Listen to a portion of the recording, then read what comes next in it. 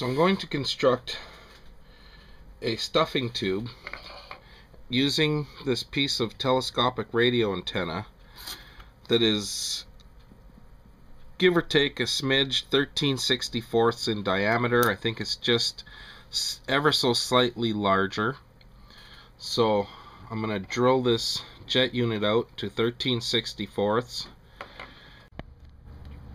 So here's my old jet unit. I used a plate, an electrical plate cover. It had a little hole punched out in the center, which luckily for me was pretty much bang on the money for the jet unit flange to fit into.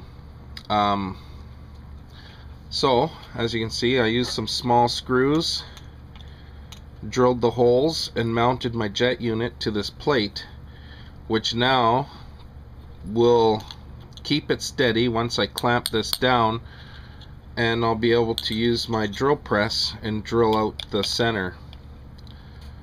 I drilled out the first hole and started out with the next size.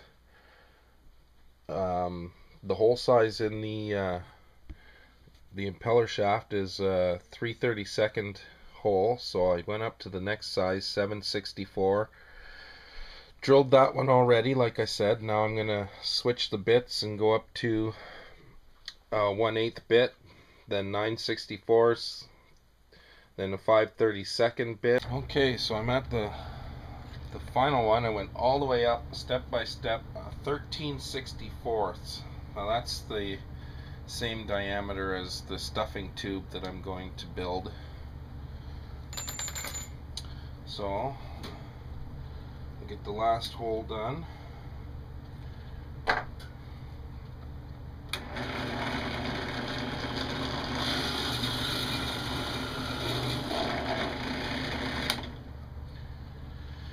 And that should do it. Okay, so I got to figure out the length that I want to cut my stuffing tube at. And because it's such a short length from here to inside the jet unit, I'm going to cut it so that it comes right out to level basically with the back of this opening here. And then what I want is for it to extend into the actual jet unit and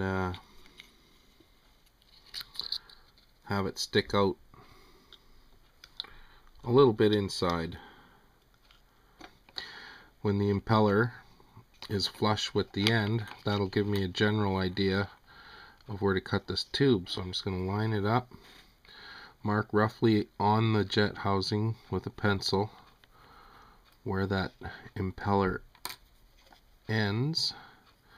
Now I have a good idea of how long I want to cut that tube.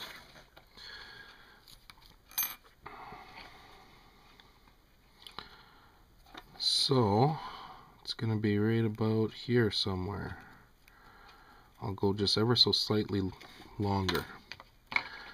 Now I'm going to take the next size up that it originally fit into. I'm going to put that like so, and this will give me a pretty decent mark.